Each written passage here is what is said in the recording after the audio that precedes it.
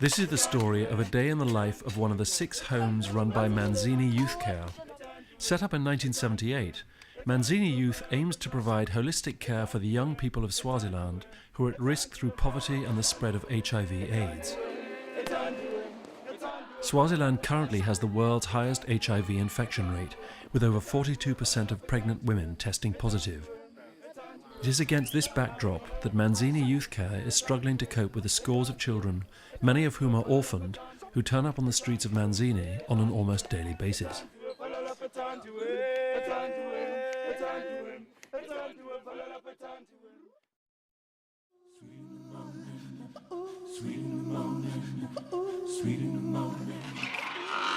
Hello, gents. Hook up, gents. Hook up, gents. Hook up, gents.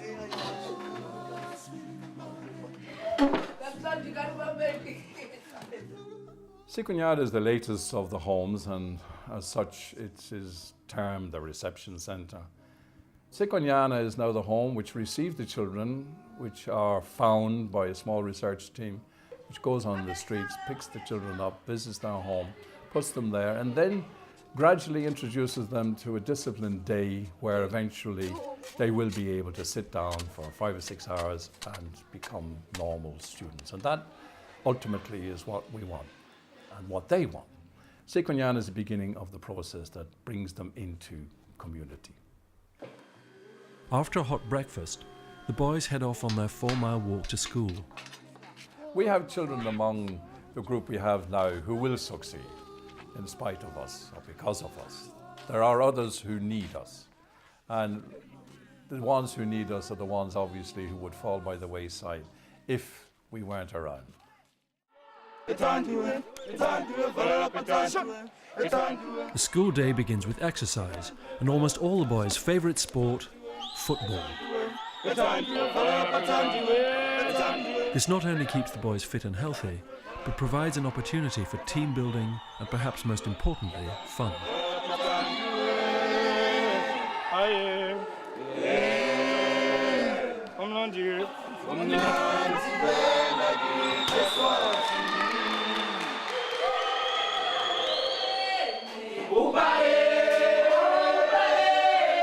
Having stretched their muscles on the football pitch, the boys get the chance to stretch their vocal cords before schoolwork proper begins.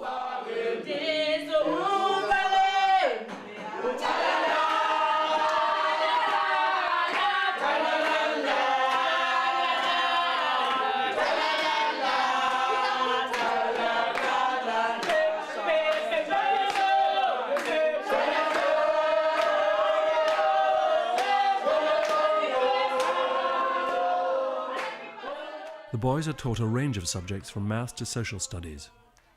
Special talks are also arranged to make sure the boys fully understand the problems of HIV/AIDS. Getting a good education is paramount if these children are to make it through the Manzini Youth Care system and out into Swazi society.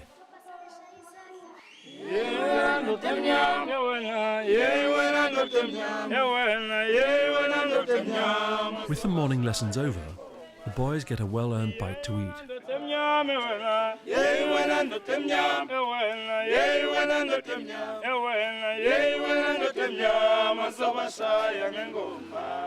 In the afternoons, the boys get involved in a whole range of activities, including sports, swimming, gardening, and once a week, cutting each other's hair.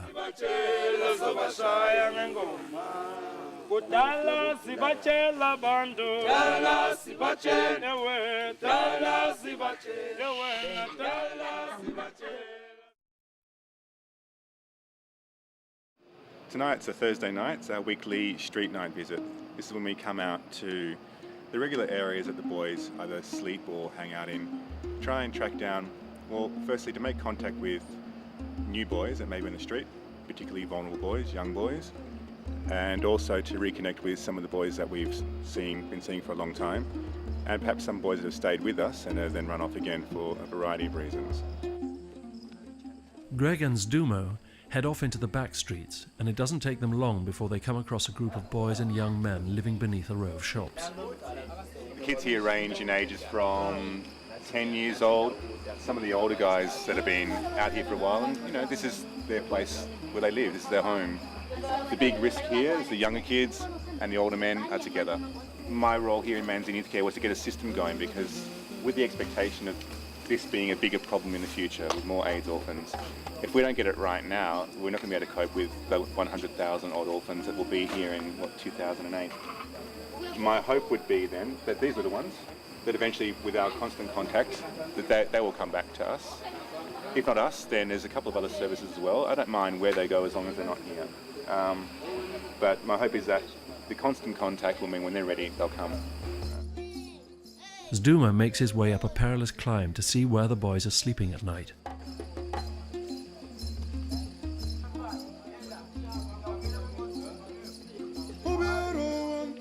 Well, when I see the kids here, it makes me wonder what they are going through. Definitely it's not what each and everyone has gone through, but here they are going through this, and we here trying to help them and feel what they feel. The problems they usually face on the streets range from abuse from passers-by on the streets, bullying from other older boys on the streets if they're too young to be on the street, and the occasional exposure to substances, including glue. I mean, it's a countless number of problems that they do face, yeah. Some of them may have taken decisions to be on the street, but it definitely wasn't their choice.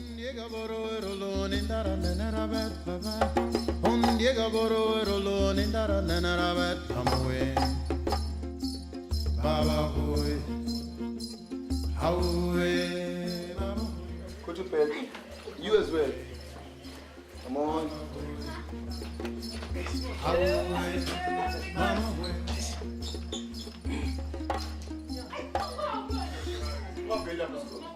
Good night, guys. See you in the morning, okay? Thank you. It's very hard to foretell exactly how any of these young people will end up, but certainly our track record is such that I'm very familiar with lots of them who have been very successful. I'm also familiar with those who haven't taken the message, the ones that we haven't succeeded with.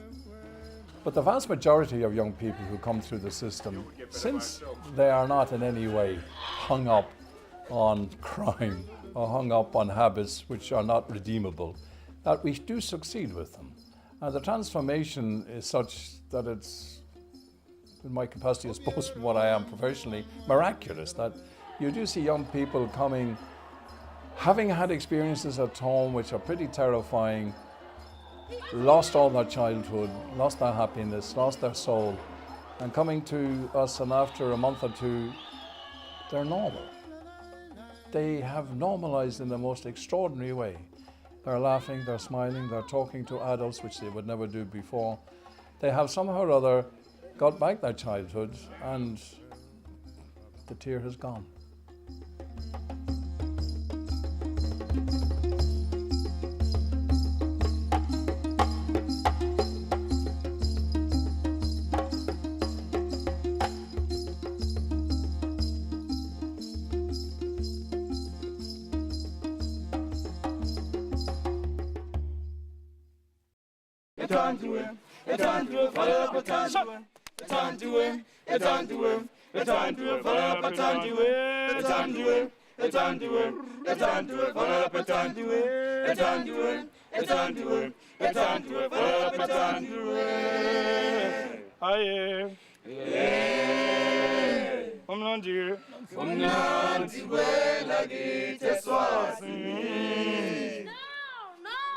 Yeah, make it lie, make it lie.